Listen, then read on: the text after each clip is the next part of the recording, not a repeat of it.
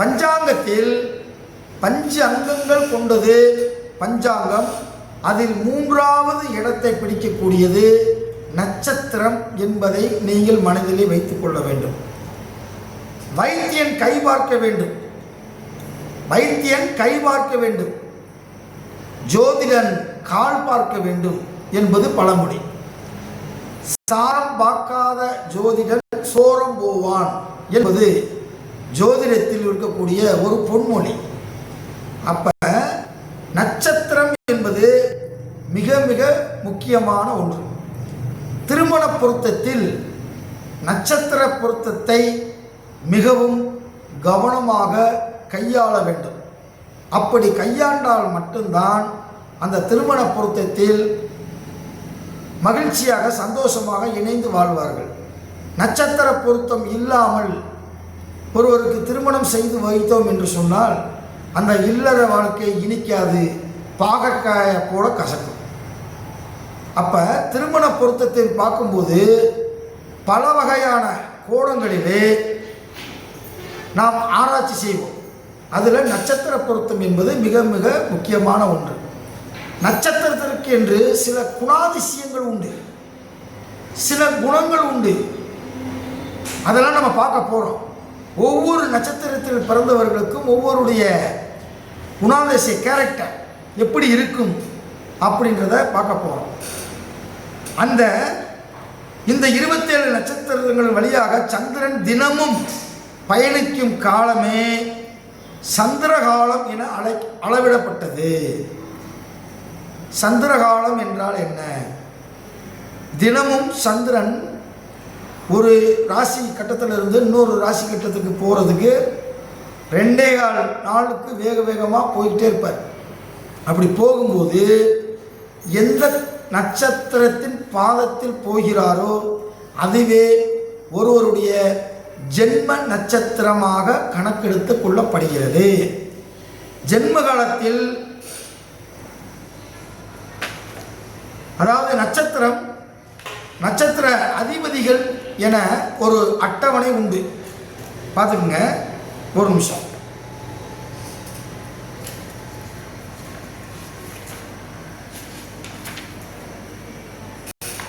நட்சத்திரத்தினுடைய பெயர்களை உங்களுக்கு நான் சொல்லுவதை விட சரி சொல்லுகிறேன். முடிந்தவர்கள் எழுதுங்கள், முடியாதவர்கள் கவலைப்படாதீங்க.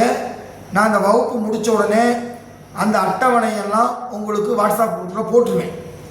அப்போ முதல் நட்சத்திரம் அஸ்வினி, பரணி,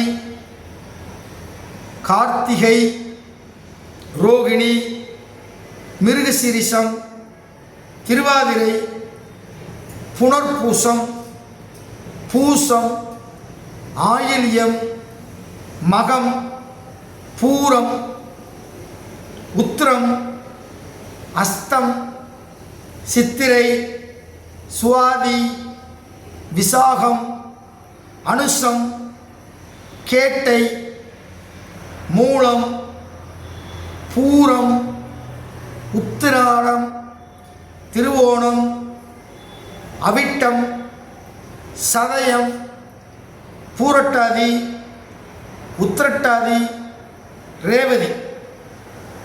இந்த 27 நட்சத்திரங்கள் ஒருத்தருடைய ஜென்ம நட்சத்திரத்தை ஒருத்தர் சொன்னார் அப்படின்னா அதுதான் அவங்களுடைய முதல் திசையாக இருக்கும். இப்போ மக நட்சத்திரத்தில் பிறந்திருக்கிறேன் அப்படின்னு சொன்னார்னா அவருக்கு கேதுவே முதல் திசையாக இருக்கும். சித்திரை நட்சத்திரத்தில் பிறந்திருக்கிறார் என்று சொன்னால் அவருக்கு செவ்வாய் திசையே முதல் திசையாக இருக்கும். அப்போ கற்பசல் போக மீதி கழிச்சிட்டு எத்தனை வருடங்கள் இருக்கிறது, எத்தனை மாதங்கள் இருக்கிறது, எத்தனை நாட்கள் இருக்கிறது என்பதை போட்டு அதுதான் ஆரம்பகால திசை. அப்போ இந்த நட்சத்திரம் என்பது மிக மிக முக்கியமானது. அப்போ கேது நட்சத்திரம் என்பது 7 ஆண்டுகள் உடையது. கேது திசை, கேது நட்சத்திரத்தில் பிறந்தவர்களுக்கு 7 ஆண்டுகள் இந்த திசை நடைமுறைக்கு இருக்கும். அப்போ கற்பசெல்லில் கழிச்சது போக மீதி எத்தனை இருக்கோ அதிலிருந்து அவங்களுக்கு அந்த கால்குலேட் பண்ணுவாங்க. நம்ம ஜாதகம் கணித்தல் அப்படின்றத கடைசி பாடம், அந்த பாடத்தில் இதை நம்ம தெளிவாக பார்ப்போம். சுக்கிரன் நட்சத்திரம், சுக்கிரனுடைய நட்சத்திரம் பூராடம் நட்சத்திரத்தில் பிறகுறாங்கன்னா சுக்கிரனுடைய நட்சத்திரம். அப்போ சுக்கிரனுடைய திசாபுத்தி 20 ஆண்டுகள். அந்த திசாபுத்தி 20 ஆண்டுகள் நடக்கும்போது கற்பசெல்லில் கணித்தது போக மீதி எத்தனை இருக்கோ அதுவே அவருடைய முதல் தொடக்க திசாபுத்தியாக அமையும். அப்போ ஜென்ம நட்சத்திரத்தை வைத்துத்தான் அவர்களுடைய முதல் திசை பயணமாகிறது. நீங்கள் மனப்பாடம் செய்ய வேண்டிய விஷயங்களில் இந்த நட்சத்திரத்தினுடைய பெயர் மற்றும் திசைகளுடைய பெயர் இதையெல்லாம் நீங்கள் தொடர்ந்து மனப்பாடம் பண்ணால் போக போக அது உங்களுக்கு மனப்பாடம் ஆகிடும். கேது திசை, சுக்கிர திசை, சூரிய திசை, சந்திர திசை, செவ்வாய் திசை, ராகு திசை, குரு திசை, சனி திசை, குரு திசை, சனி திசை, புதன் திசை. அப்போ இது நீங்கள் ஒரு ஆல்ஃபபெட்டிக் ஆர்டர் பிரகாரம் நீங்கள் எழுதிக்கிட்டு இதை நீங்கள் மனப்பாடம் பண்ணினீங்க அப்படின்னா கண்டுபிடிச்சிடலாம். இப்போ ஒருத்தர் உங்கள்கிட்ட ஜோதிட பக்கம் வர்றார், அவர்கிட்ட என்ன நட்சத்திரம் அப்படின்னு கேட்குறீங்க. கேட்டுட்டு இப்போ உங்களுடைய வயசு என்ன அப்படின்னு கேட்டுட்டு மைண்டில் நீங்கள் கணக்கு போட்டிங்கன்னா இப்போ அவருக்கு என்ன திசா நடக்கிறதுக்கு வாய்ப்பு இருக்குது அப்படின்றத ஓரளவுக்கு கணிச்சிடலாம். திசாபுத்தி இருப்பு தெரிஞ்சால் தான் கரெக்டாக கணிக்க முடியும். அது ஓரளவுக்கு இப்போ சூரிய திசை நடந்துக்கிட்டு இருக்கோம் உங்களுக்கு அப்படின்றத சொல்லிடலாம் அந்த வயசை வச்சு. அப்போ கேது திசை 7 ஆண்டுகள் எழுதுங்க, பார்த்து சாரதி. கேது திசை 7 ஆண்டுகள், சுக்கிர திசை 20 ஆண்டுகள், சூரிய திசை 6 ஆண்டுகள், சந்திர திசை 10 ஆண்டுகள், செவ்வாய் திசை 7 ஆண்டுகள், ராகு திசை 18 ஆண்டுகள், குரு திசை 16 ஆண்டுகள், சனி திசை 19 ஆண்டுகள், புதன் திசை 17 ஆண்டுகள். அப்போ இது ஆண்டு மட்டும்தான் உங்களுக்கு சொல்லியிருக்கேன். இன்னும் உங்களுக்கு அக்யூரேசியாக வேணும் அப்படின்னா நான் ஒரு சார்ட் அனுப்புகிறேன். அது எத்தனை ஆண்டுகள், எத்தனை மாதங்கள், எத்தனை நாட்கள் என்பது இருக்குது. அதை தெரிஞ்சுக்கணும். இது தோராயமாக ஒரு திசையினுடைய அளவு வருஷத்தை மட்டும் சொல்லியிருக்கேன். அதுக்கப்புறம் மாதம் இருக்குது, நாட்கள் இருக்குது. அப்போ திசைகள் எத்தனை? தசை கிடையாது, திசை, திசா. இது உண்மையான சொல் திசா. நிறையா பேர் திசைன்னுவாங்க, திசை அல்ல. நிறைய இதில் ஜோதிடத்தில் வட சொற்கள் அதிகமாக கலந்துருக்கு. அதை தமிழ் படுத்தும்போது சில பேர் திசை புத்திகள், புத்திலாம் கிடையாது, புக்தி, திசா புக்தி. நான் எழுதும்போது என்னைக்குமே திசை புத்தின்னு எழுத மாட்டேன், புத்தின்னு இல்லை, புக்தி, பூ யுக்தி, புக்தி. நீ ஆரம்பத்தில் படிக்கிறப்பயே இந்த வார்த்தையெல்லாம் நீங்கள் சரியாக உச்சரித்து எழுதும்போது சரியாக எழுதுனீங்கன்னா அது பிழை இல்லாமல் இருக்கும். ஓகேவா? திசை புத்தின்னு எழுதக்கூடாது, திசா, திசா புக்தி, பூ யுக்தி, புக்தி என்பதை நீங்கள் குறிப்பிட வேண்டும். இப்படி நட்சத்திரங்கள் இருக்கு.